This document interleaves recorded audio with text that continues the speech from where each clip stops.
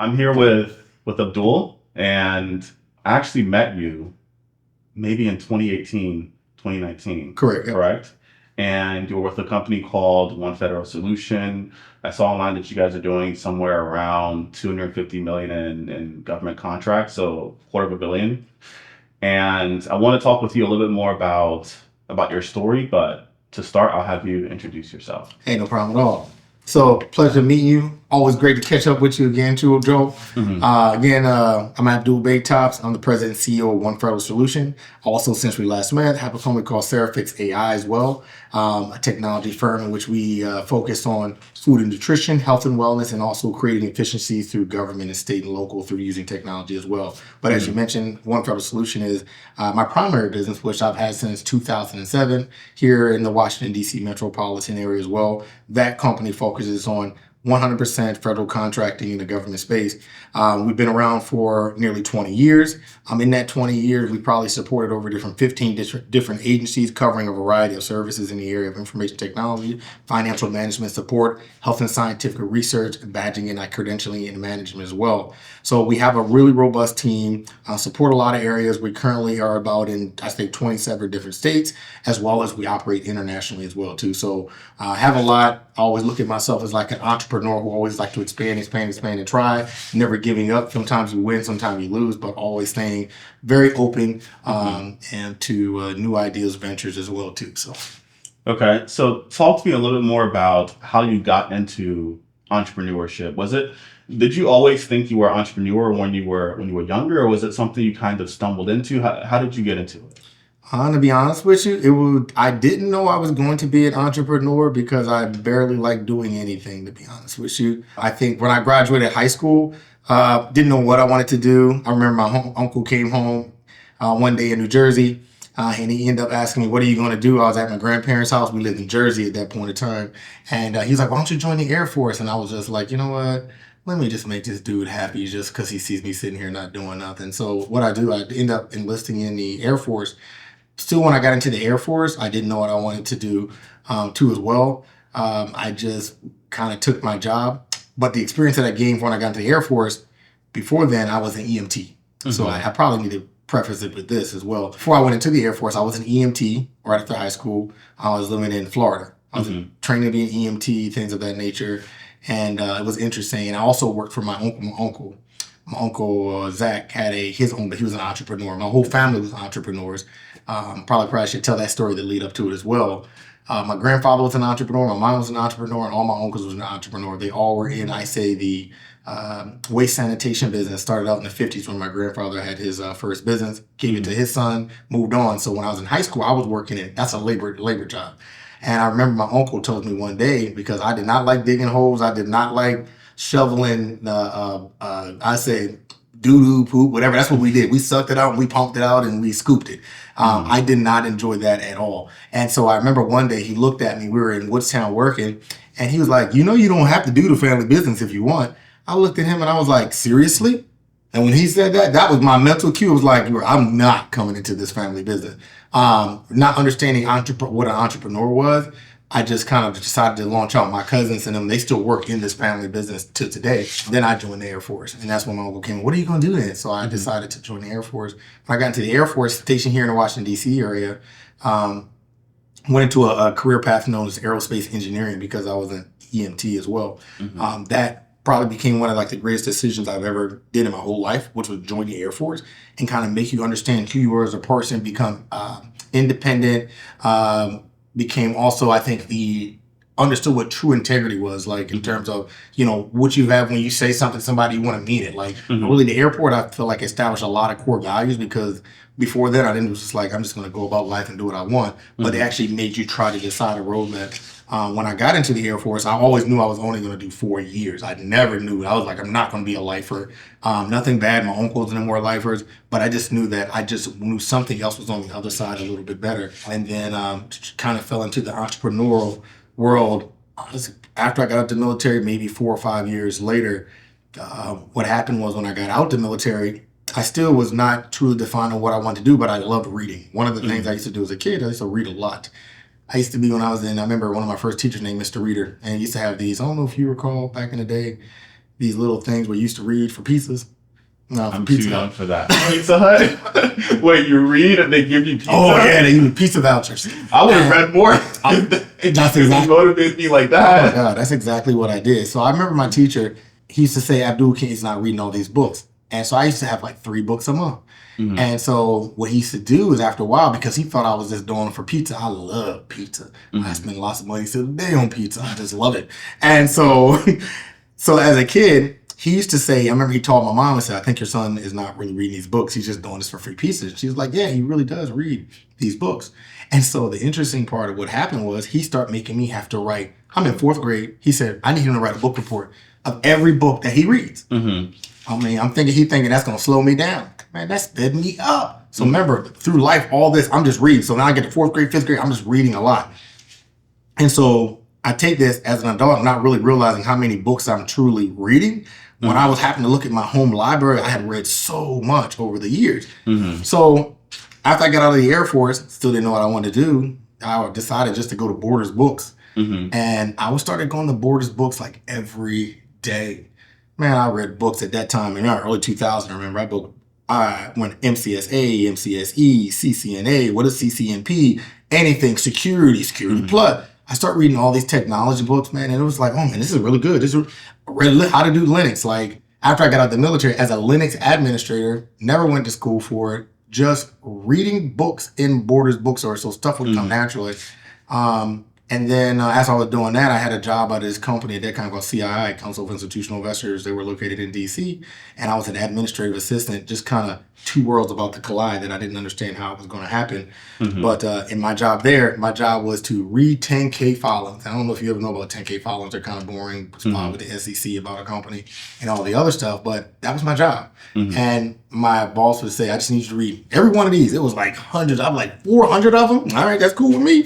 Reading, really. But what I was reading was about how companies were created, how they managed operation, how they did their financials and all this stuff, not knowing that all this stuff is constantly depositing in the inside of me, but also growing me to one day be a better person. I started doing all that. And then at the same time, I'm reading these technology books. One day, the IT guy, he quit, unbeknownst to the company. He came into my office and said, I'm out of here. And I was like, who's going to run the BlackBerries? And he was like, you can run the BlackBerries if you want it, but I'm going to another company, right? So it was funny. I was like, I'm not getting into office politics. So I just kept doing my job. And I remember my boss comes down one day and she's like, has anybody seen the IT guy? Now, the guy left on like a Monday. This is like the end of the week. So I'm like, yeah. So she didn't even notice. No, he didn't even tell nobody he quit, right? So she's like, I can't get my BlackBerry to work at all, et cetera, right? So I'm like, well, he left his BlackBerry on the mailbox like Monday. Nobody figured that out. And she's like, oh my God, who's going to figure it out? And so interesting part is, at first it was like, well, find us a company ASAP. And I'm in my head thinking, I can do this job, right? So I'm looking. And so time went like another couple of days and I ended up like messing with the service, fixing it, messing with the teams coming through. And the teams that were coming through helping, I realized I was like, dang, all that stuff I read, I could do this too. So I figured it out. So I stayed there for like a few more years. They gave me more responsibility besides just reading 10K, but helping build out the servers back that time, like Windows servers, early 2000, Windows Server 2000, things of that nature. And then I end up going back into a position I had opened up back into the government. Again, now I say this because I think a little earlier we were talking about how like people give up early on like dreams and aspirations. What had happened was a new opportunity had opened up. The job opportunity was for a secretary. Now remember, I'm already in a job. I call myself an analyst. I'm reading about how companies work, how they manage. I'm meeting Fortune 500 CEOs, going to conferences as well. And the job opens up, and I'm like, man, that sounds a little bit different. And so I said, what does the job do? They said, oh, you're going to work for a contracting officer. You're going to do X, Y, and Z. It was like I was up here, then that job was like a step down back here. I decided to take that job. Why? It was different. Okay. And it wasn't like the normal one. I was like, because I always wanted to understand, like, I was like, who am I going to be supporting? And they're like, oh, you're going to be supporting, this time, a government executive, government contracting officers. And I'm like, that sounds interesting because I can see how they think. Like, I'm always interested in how people think, why they do it, what made them do it, trying to understand why they, the decisions that they made. So I took it, and it was interesting at that time. Worked on Air Force Base, and that was my job. Like, I made coffee. I remember doing dinner table settings for all the Air Force at the officer club dinner tables. So nothing to do with technology and all, just meeting good people, understanding why they were, how did they get to the position, things of that nature. And then eventually another opportunity presents itself. That opportunity was a developer. This was like, now remember, I'm the secretary. Nobody knows that I have this background, but I'm sitting there. And then an opportunity with a company opened up. Again, one of the developers had walked off. I remember he was going on the escalator and he used to come up always to see our supervisor in the room. I said, where you going? He said, oh, I'm quitting. I'm getting my resignation in. I said, well, I'm going down the other side. Who's going to do your job? He's like, if you want it, you can take it. He said, I think you're smart enough to do it. He was being an ass. Yeah. And so like, just to say like you're the secretary, dude, what do you care? Yeah. And I was like, really? Another light bulb clicked in my head. So I get back on the escalator. Followed him back up to it. I said, "What you do then?" He told me what it was. And then he was again another ass. He was like, "I even give you the books. I think anybody can do it." And I was like, "Okay." I'm like, "You must don't know. This dude don't know how to read." Yeah. I took those books home, and that 2 weeks of his 2 weeks notice, I read through all the gang books that he had. Right? He quit. I tell the manager he works for. He's looking for a person for like weeks, and he's like, "We can't find the right person to do the job." I said, I read the books. If you want to give me a chance. He looks at me. His name was Michael. I remember his name was Michael Span at that time. And so he says, you know how to do that? I said, I read the books. He said, well, if you can get your boss, because she was in charge of hiring, to convince you to put you in a job, I'll give you a chance. So that was easy. I showed her how accountable I was and all the things that I did. I told her about the opportunity, told her that was open up. You know, I was like, would I be able to try it? I'm trying to go somewhere in my career. And of course, she said, give you a try. Man, so then that opened up my world into the development field. I got the chance, blew them away. They sent me to school. Man, within 1 year, I had gotten other offers to, I started to work for the intel agencies up in Fort Meade within 1 year. And that led to me, I feel like my life started to like change at that point in time. So I went from working in DC, dropping to a secretary, then working in that job, then becoming a developer in the Air Force for an Air Force contract, and then working for the intel agencies, like stuff I've never seen. Like I was like, oh my God, I'm working places like James Bond work. All because of this, all because of just the ability to constantly keep, I always say, consuming information and be able to understand it and put it together. And I say all this because I ain't never went to college. Never did. So I was just putting things together all my life, and then it just always would click, instantly start, you know, no matter what it would, it always clicks together. I feel like. So then was working in my last space, and I remember riding down in Maryland, and one of the bill rates I was looking at late night with one of my clients, and I was working, and I knew how much they were paying me, and I was just enough to get by in the 2000. You know what I'm saying? I was just driving my Honda Accord, my little blue one with my little Pioneer pull-out radio, and I was doing the best I could do going to job. And I saw what the bill rate came through from one of my vendors, and I said, is that a mistake? He said, no, that's what we paid him. I said, for me? He said, yeah. So riding back home that night, I said, man, what would I do with that? I said, my whole life would be, I could move out of that little apartment I live up on Brinkley Road, that kind of money, right? So my whole mind started to shift. So I'm starting a company. That's how it started, man. Wow. It did. And then from that point on, I started my first company. It was called Digital Foundation Computer Consulting Services Corporation. And then I was focusing on, still kept my job focused on, I was focused on helping doctors trying to put, at that time, always, I say early pioneer, early visionary before things happen. I was trying to help them put like technology and things inside of their home, which I doing all the work in the job. That only lasted for so long for me because I was like, it's a little different model. It's always different hours because they work long hours, so you're trying to squeeze things in. And then I decided to go into a thing called government contractor because, again, I started seeing a different area that looked interesting to me. And I was familiar with being in the Air Force, working on bases and things of that nature. I just decided to go into it probably 5 or 6 months after I kind of formed a company, let people know I had it. My supervisor at that time, when I was working for the intel agency, he works at me. He says I had to get rid of my company. He said it was a conflict of interest. And I was like, dude, I don't got no employees. Shit, all year long, we probably made barely $20,000. Like, what is the conflict of interest with $1 billion company, right? So he tells me, like, you got to make a decision. Either you end your company, dissolve your company, or we'll have to terminate you by the end of the month. So he said, I'm going to give you a week to think about it. I'm riding home. At that time, my wife was pregnant with my first son. That was my wife before I was divorced, right? So she says, I'm driving home. I remember going out on 210, and I said, you know what?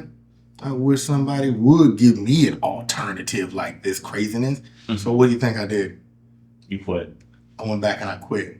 So I went back the next day, and I told him, you know what? I think this is not going to be the right job. Now, the crazy part was, you know, you take these jobs back in the day, like they used to offer you like sign-on bonuses and all this other stuff. But then if they give you the sign-on, you leave, you owe all this money back. I ain't know all this stuff. I was just like, then they quit. It's like, we're going to give you, take your sign-on bonus, give you all this back. And I'm like, I don't care. You can take it all back. I'm going to be all right. So I remember telling my government supervisor, his name was Larry at that time, that I'm going to do my own thing. And he was like, what? You going to leave us? I was like, yeah, I'm going to leave you. So he goes to his supervisor, and I'm like delivering. I'm like a SME. I'm like a SME at 20-some years old for the customer. And he's like, where are you going to go? I was like, no, they told me I can't work here. So he goes, and he talks to my customer and says, if Abdullah leaves, this is not going to be good. It's not, you know, a lot of people who can do what he can do. So who's going to do this work? They said, we're going to find a new person. He's like, no, I want him back here. So they're trying to like negotiate to get me back. So then they come up with like a small agreement to say, well, they're going to bring me back. But again, I done seen the money. Now, I'm just seeing. So he's like, we're going to bring you back at the same rate. I'm like, yeah, that ain't happening. That ain't happening. It's like the best we can do. So literally, I'm like, I'm not taking it. I'm just going to be it. I'm cleaning up my desk. I don't care. I'm not coming back. So the guy's like, man, we don't know what you're going to do. So I remember a company calls me, because I put my resume back then on monster.com. I don't know if they still use that anymore, but that's what I used. But I put my resume on monster.com. Company calls me out the blue and was like, we were looking for an employee. And I was like, I'm not being nobody more employees no more. I was like, I'm going to be my own man, create my own path. And I said, I want to make a company that people can actually be a part of their family and enjoy their life with their family, right? So ladies on the phone talking, and she's like, we'd like to offer you a job. We love your resume. And I said, I'm not taking a job. And I remember, I was in my 1981 40 EXP. You know, money wasn't always right. Your wife is pregnant. Yeah, you're right. You know what I'm saying? So I'm like, the money factors was different back then. You know? So I'm like, no, I want my own company. I want a contract. She's like, the recruiter was like, what? What do you mean you want a contract? We got an employment. I said, who your boss? So that's when I'm on the phone. I'm like, put your supervisor on the phone. Tell him I want to talk to you. I want to be a 1099. The recruiter was like, what do you mean a 1099? I said, I want to be a 1099 corp to corp. So I talked to her supervisor, and that company worked for them for years after this. They actually gave me a chance. They said, we'll bring you on as a 1099. Now, again, I was only making a little bit. So then when I was about to do my own time, I was so excited. I asked for a little teeny bit more, right? They accepted so fast. When I told her how much, she said, yeah, we'll give it to you. And I was like, wow, that was fast. Then it took me a while to realize the reason they answered so fast, because that was still just a little bit of money in the bigger portion of things. But to go on, I kept the job for like 6 months, and like I was delivering like astounding results for them. Then I went back and I renegotiated. The funny part, I renegotiated within 1 year 4 times, and every time they gave me the increase, and I kept scratching my head. I said, okay, I went from like $55 an hour to $75 an hour, 85. Then I got to 100. I said, within what? I said, what's going on here? Then I realized it is because the skill that I had was so valuable that they knew it. Come to find, I ended up keeping that contract with that company for nearly 4 years. Grew my company. That was my first major contract from in the federal government as like a subcontractor in the early 2000. And then my supervisor, who I mentioned, who's worked at Intel agency, he actually retired, came to work for me, and he was like, "Wow, I can't believe you're creating a company like this." So it started off. I brought on my supervisor, then I brought on my best friend, then I brought on my brother. Time still wasn't good though, because I had one contract. They let me have 3 positions, but I had 5 people working for me. So 3 positions, 5 people working for you. So somebody got to come from somewhere. So again, I took a back seat into the pay. I made sure I could pay my team members, because I always saw the long-term plan. You got to keep the quality people around. You got to make sure they're delivering. And so I was always I think for like 10 years, I was like the least paid person on my own company. People were making $100,000. I'm still making $60,000 running a company, but it was okay because I saw the future of what I wanted for myself, my family, and for my company too. So, and then over time, OFS, developed, we changed the name of the company, OFS, and we started to continually build services, competencies, things of that nature. That now I have a really solidified team. We have solidified contracts. I look at myself, I view myself in like a SME in the GovCon space. I always say a hidden SME. It's a lot of times all my customers, I'm not old school where I walk the hall. I've been to lunch with all these people. I look at the quality of service. I don't let, I always say like a designation or something, try to be who defines me, but I try to bring you exactly what you would qualify services, deliver on time, meet the customer expectation, and know I'm a value added partner. Those are the things I've always felt like make you a customer, because if I have a business, you should want to do business with somebody that you like, you trust, and you enjoy working with, not just because my number is low or that you feel, you don't trust me. So those are my qualities that I make sure that even all my team members, we bring to all our customers at all time. And then I bring the OFS to almost 20 some years of keeping that same, I'd say, mantra of who we are has made us sustain through the good, the bad. And now I feel like we're about to go to the next chapter of OFS. And what does that next chapter look like? So in the next chapter of OFS, like our goal is to scale ourselves and to double ourselves. We're about 250 FTUs. Like my goal 2026 is to get us to 500 employees as well. And as I mentioned to you earlier, 250 employees currently. Okay, Yep. So the goal is to scale to 500. Yes, within 1 year. And then ultimately, I would like my company to get to the point where we are a company probably doing about 100 million on average. That's where I want to get us to be, like no less than 100 million on average, offering more or less solutions to customers. Like we do a lot of, I'd say, staff augmentation and people building at this moment, moving people back and forth, but we're moving into the competency where we're building solutions to help create greater efficiencies. I feel like an efficient government with greater efficiencies is what is really needed. So, always been on that, like not just having 1,000 people that can be done by 2 people. So create efficiencies is really what we are focused on. You spoke about you want to do business with people you like. And that was actually when I met you, one of the first things I noticed. Because normally when you meet other people who own businesses, they sort of fit this business persona. They're very serious. They dress a certain way. They try to sound a certain way, carry themselves a certain way. But you were very much, like I could tell you were very much being yourself. Like you weren't trying to appeal to anyone. Exactly. You showed up as yourself, and if people loved it, perfect. If people didn't love it, you didn't care. Yeah. Is this something you always had, or how did you develop that? I've always believed that. I believe that I feel like as an individual, they have to accept you for who you are. Come on, man. I got the name Abdullah. I'm an African-American male in the United States with a Muslim name. And I was in a workforce or a business unit where most of my colleagues at 25 years old starting a business were white males. So I always felt you had so many struggles. And I feel like 9/11 had hit, and my name was Abdullah. You know how hard it was to get a job? You told me that story. Oh my God, how hard it was to get a job in Washington, D.C.? Yeah. Everybody thought I was a damn terrorist. I was just like, what in the heck? I live in New Jersey. New Jersey! You know what I'm saying? So I always felt like there was always disadvantages, but the one thing that always kept me true to that is I also is a very strong believer in God.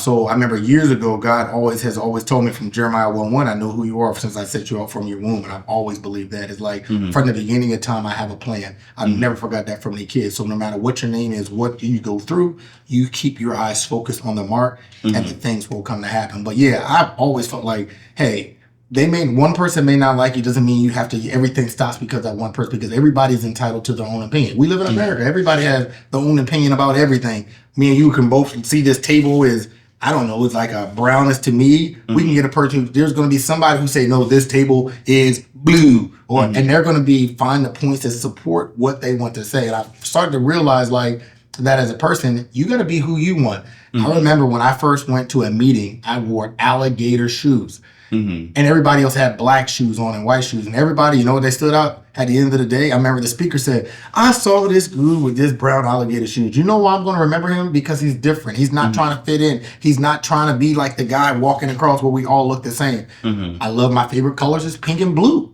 I used to I was wearing pink and blue shirts. People are like, oh my God, are you really sure about who you are with that pink shirt?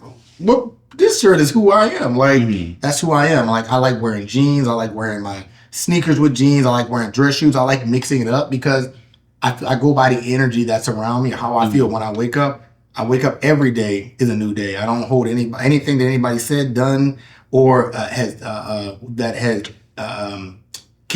say that was negative factors in my past. The new day is a new day because it is a brighter day, a new beginning. I think focusing a lot of time on those things that hold you back and kind of can keep you from going forward. So me, personally, I've always, like when we first met, that's just who I'm in. If you're going to ask me to share it, I'm going to share it with you. And like I said, I think as I was growing up and like coming along to be an executive, I ran against a lot of executives who did exactly what you described. Like they had this facade on of like, this is who I got to be. I used to be like, man, will you just tell me the damn truth? Like, I know that's not how it is, you know what I'm saying? But that's just like the look and how we feel to be accepted. Because peer pressure as an adult is real. Yes. Let me tell you. And a lot of people act like it isn't. It ain't just stop after high school. Peer pressure as an adult is real as hell in the workplace. And you do what you can to fit in, but sometimes it stops you from being who you are to succeeding in the path that you really want. So not going to stop me. What you said about being different, people only really remember people who are different. Oh, exactly. If everyone's the same, they're not going to remember you. 100%. Yeah. But sadly now like every business owner I know, they all think, look, and dress the same. But I remember you because you were different. Man, there's so many crazy outfits I don't wear, man. And I don't even remind. Like, I don't even think this has a crazy inside. A lot of my shirts got alligator skins on the inside, dogs, tigers, pants all over the place, man. That's just me. And I wear them to a meeting. Like, my customers the same way. I have one customer, I can tell you, that I really wear a tie to. All the rest, what you see is what you get. You may see the picture of a goat. You may see a picture of a hat. And it's just who I am because I always want to be true to who I am. I tell my same thing to my kids. You got to be true to yourself because, you know what I'm saying? This world that we live is in a very competitive space. Let them see who you really are. Let the person that you are shine. And that is what's going to stand out for you moving forward, you know. So I read that you also actually told me this back then, and I believe I was introduced to one of the companies that you invested in before, but you also invest in companies, right? Correct. Okay, so what do you look for when you're investing in a company? Are you mostly focused on the founder, the business, the industry? What are some key things that you think about? Me, the founder first. I think because just like you mentioned, I want to know who is behind the scenes, who's running it, what they do, what their experience level is, and who they are as a person. I think that finding out who a person is as an individual on that human level is way more important than what kind of company, because anybody can sell you anything these days. Anybody can create a company to make it sound, with the way technology is, you could build a company that they got zero revenue, look like they do 100 million overnight by just having a lot of nice Instagram pages, web pages, and I say phony people be working behind the scenes. No, I want to know who that founder is. And then not just one meeting. I'm coming to see you. I don't care if you're in Idaho or Utah. I want to come talk to you. I want to come hang out with you. I want to know who you are. Like, I want to know what you like, what you don't like. I really do. Like, what do you do? What makes you drive? I think that's very important. Like, being an entrepreneur and wanting to help entrepreneurs, like, really what they do. Because you're going to have people who come into your life that, or some of them are just trying to figure out what you have and how to figure out to get what you have. Like, I want your same contract. Like, I feel like, you know, what God has for me is for me. What he has for you is for you. Why we want to try to fight over the same thing? Like, let's just do it that way. And when I'm looking at the founders, that's the same thing I'm looking at as well, too, is who is this person who's asking me to be a part of their team to help them build brand or even invest into the opportunity that they thought about or created. What are you thinking about in terms of the founders specifically? Are there, like, if you meet a founder, are you thinking this person needs to have these specific traits, or are you just mostly feeling them out as a person to see feeling them out as a person? Okay. I mean, because I feel like a lot of people these days you're smart enough to figure like you can build how can I say it best? You can act like you have all these traits in order to get through the meeting or the interview. You know, it's kind of like if we had, and I'm glad the fact that when I remember I text you and said, what's my interview questions? You can have a person that can know everything, answer that question correctly because they know what you're going to ask.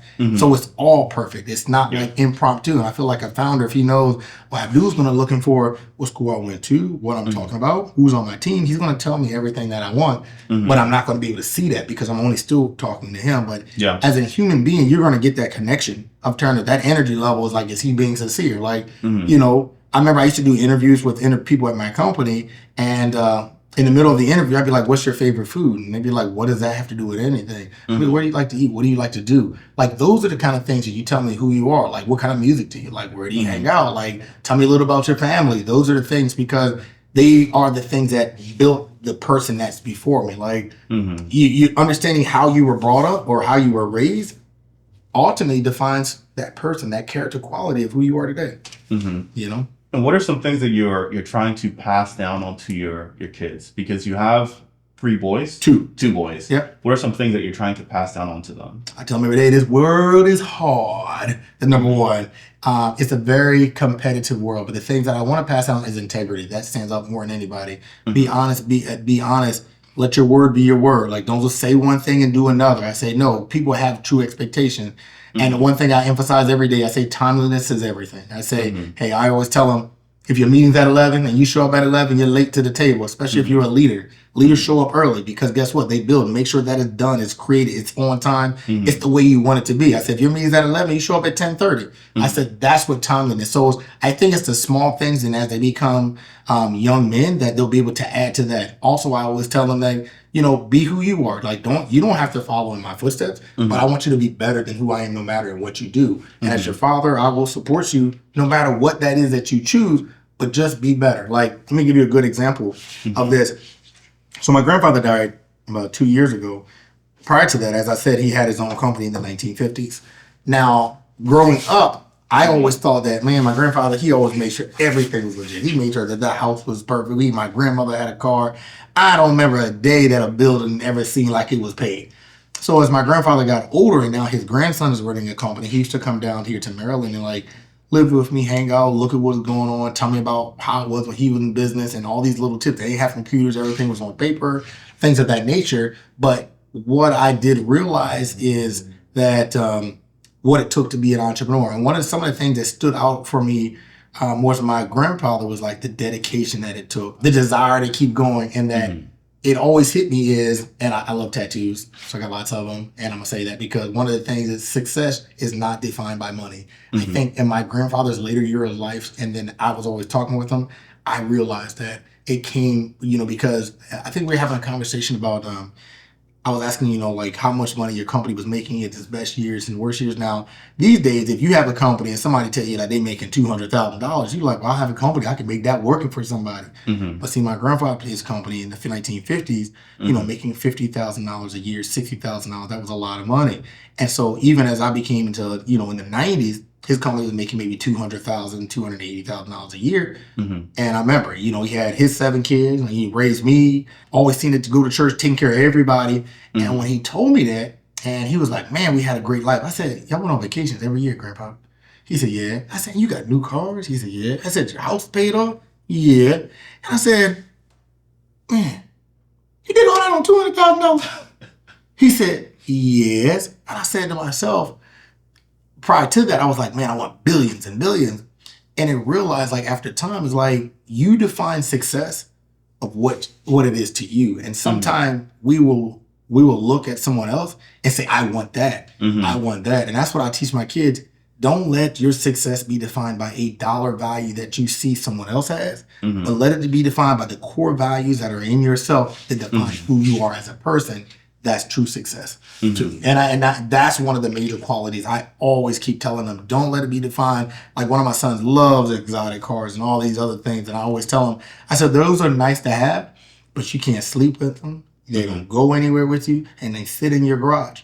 I said, what else is it that you want? I said, when you start to figure out that, these things will come automatically. I said, but what drives you? You know, figure out what it is that you really want, and don't focus on the things. Focus on other pieces that can help define who you are. So those are my main facts that I kind of pass down to my kids. You know, are there in terms of when you were growing up, did you have anyone specific who you felt like was one of your main mentors? Or were you mostly self-motivated? A lot of time I'm self-motivated, and I'm going to say this because then you really know how old I'd be like, you know, Will Smith used to have a song, used to take the negativity and use it for fuel back in the day. Oh, yeah. Man, that was my joint right there. Like ever since I was a kid, because again, you got to remember, I always tell people like how I was raised, I was brought up, I lived in the country. Again, his name Abdullah. You live in the country that everybody don't look like you in the country. Like New Jersey town where I was from, it was a country town. So actually, I remember you told me a story about your name during like post 9/11. You changed your name. Yes, I did. To Joel. Yeah, right? I had to change my name to Joel, Pat, whatever it took, but to get a job because it is. So I've always felt like obstacles were always at my disadvantage, and they were. Some people would view those as negative things.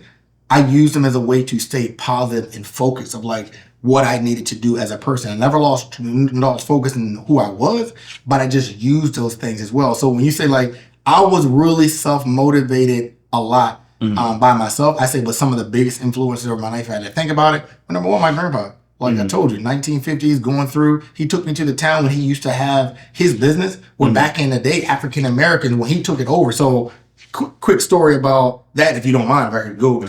So my grandfather, when he took over his company, he used to work for a white man who had the company, and he didn't have any kids. So at the individual, I think he had a daughter and his wife. But when he passed away, he left the company to my grandfather. Now you in a little town, and you was the black guy working for the guy that formed for this company. What it ended up happening was people were like, I'm not gonna do the same business with this company anymore because it's not owned by this company. And my grandpa only had a 5th grade education. He's a grown man working for him and been doing the job perfectly for this guy. But when he became the owner of the company, they didn't want to have it. And I remember my grandfather told me, he said he let him, he was quiet. He said, I kept true, always delivered the service. Sometimes I would do the job. They wouldn't want to pay me. He said, I just kept doing the job because he said, there's 2 things that I realized in his work. Remember, we're in the sanitation business. He said, people do 2 things. They live and they die. And then they always eating this shit. And so he said, so somebody got to take it out your house eventually. So you can say you don't want to work with me, but ain't no more businesses for 200 miles away to do this. So they all come around. And then one of the things he told me was like, he said he took me to the store. And I never knew this. He was like, this store, when I took over the business, this is the same store that they had hung somebody at. And they told me, hey, if I wasn't doing my job right, I'd end up like this. He said, I looked at it and was like, man, you ain't going to tell me how my future's going to be. And so when I looked at that, I said, it took a very strong man back there to be able to have a business in this era, stay focused, keep doing what you do, that you were able to get it past the 50s and it still existing today, 2025 with our family. That takes a lot. Yeah. I said to us to be able to kind of keep creating on top of that, going through the 50s, the 60s, the 80s, the 90s, and keep growing that thing. So 100%, I'm like, yeah, my grandfather was a true entrepreneur, like with nothing. And so and then I say my number one, my second one, probably my mother. Like my mom, also entrepreneur, executive chef, used to work at a flooring company. They became like a chef. She loved to cook. And just being able to allow me to work with her from the time I was like 12, 13, probably even 11. And then also important in putting in those values of like work, how important it is. And if you are working, just don't do what they ask you to do. Try to go above and beyond. Everything she taught me was above and beyond, above and beyond. If you don't have it, you can still figure it out. Figure out a solution to it. Don't let it be defined by this. Your salary may be, I remember my first job she made me get was delivering newspapers. I used to be like, I have to go to school. And so we was 25 cents. I had to take these newspapers, throw them at people's houses. I did it at 5 o'clock in the morning, fold the newspapers up. And I did this for years. End up delivering newspapers to some of my teachers' houses, beat them up in the morning. But she did that to teach the quality of how hard work has to pay over. I had to do all that work at the end of the week, get a check for like $23 every morning getting up. But it wasn't, now that I look back, it wasn't the value of the check or how much the check was. She was teaching me the values of how work and what it builds character in getting up. The people who were successful, they get up before everybody else. We don't just do a 9 to 5. Like my average time, I had a gentleman ask me the other day, he met me years ago. He says, you still do the same thing you do, Abdul? I said, what's that? He said, go to sleep 1 or 2 o'clock in the morning. I said, yes, I went to sleep 1:30 in the morning. I said, I'm so used to that. I've been doing that since I was 20 years old. I said, for where I want to be in life, I don't think that's the normal life. I don't think that 9 to 5 will get me to where I want to be. I always tell people now, my best years are right now. I said, I don't even think I've touched where I'm going to be in the next 10 years. I think the best years are still ahead of me because now I have all that experience, the knowledge base, a plethora of tools that continue to help. I tell my kids every day, I'm learning every day just like you are. And I said, man, it's amazing. Every day it's better and better. So, speaking to you, one of the things I realized that all great entrepreneurs have is our consistency and persistence. Mm-hmm. Like what we spoke about earlier, the people who start a business and after 6, 12 months, if things don't work out, they're doing something else. Yep. They get shiny objects. Yep. They move to something else. But the real great entrepreneurs, they stick with one thing for an extremely long time and they consistently try to improve in that one thing. Yep. So to ask you this as my closing question, if you met yourself when you were younger, or let's say you're before going into the military, what's one piece of advice you would give yourself? Or what's one thing you would say to yourself? I'm laughing because my son always asked me. I'm gonna have to give you two answers. I gotta say my son one because it's funny. My son, he asked me this the other day. He said, "Dad, what would you do differently if you had to do all the?" I said, "I didn't invent Google." You know, like the hot tub time machine. You know what I'm saying? So, but that's what I always. That's the Google. Yes, 100%. That's what I always tell my son. I said, "Man, if I could go back in time, or it's just." Because you see where things were when nobody thought it was anything, look at things like Facebook, Apple back in the day, and things of that nature. But no, I think if I had to go back in time, what I would tell myself, and it's going to sound crazy, would you pay attention in high school a little bit more? Because I didn't pay attention in high school at all. I remember my teacher. Really? Oh my God, did I not? I'm about to tell you, I remember my teacher named Miss Brown. She was my geometry teacher. Yeah. I remember I didn't pay attention to geometry class. I had to go back to second year. She told me, "Hey, we have a repeat student. His name is Abdullah Baytops. He paid no attention last year, and he's back again." And at that point in time, it made me realize, I don't want to be repeating my life over and over again. I would say, honestly, pay more attention to things that are happening around. But as a young person, man, you're always, it's probably even worse now. I can understand. They got telephones. Attention span. Oh my God. Yeah. But no, mine would be just pay more attention in school. I don't think I would change who I was, but I remember it was rough. Even though I told these stories, to become a developer, become a technician, an IT engineer, it was very complicated because I did not pay attention and the areas of science and math. I remember going to the Borders and I left that book out. I had to buy a What is Algebra book. I had to buy a geometry book. I had to hire a person to help me learn these at 20 some years old because I paid zero attention to these things coming up through high school. And again, I keep telling you, I was not the kid who went to college. I had to try to rely on, things that were inside, trying to be an EMT, going to the Air Force, going through courses. My path was, I say my path was like a lot of minorities out there. It's nothing like everybody else because coming from nothing and then trying to get it, you really got to work hard. And I said, man, so these days, even with me, with my own kids, I put more emphasis on math, science, and now technology for them than I would have ever done for myself. I was like, man, if I was them, what would I want my father and my mother to do? And that would be them. They have tutors in math, in science, in technology. That's what I have them doing because I see you need that in everything that you do, whether you see it now, whether you don't see it now, but you'll see it later in life, you do need those core areas in your life. So that's what I would tell myself. Just pay more attention, Abdul. Everything will be all right. I think I could be a lot more further if I did something a little different. So nice. This was a great interview. That's it? So, yep. All right, man. Thank you. Pleasure to be here, man. Perfect. All right. Those are some great answers, man. Oh, really? Yeah. The story you told, those are great answers. Man, I appreciate it. That went fast, man. Yeah.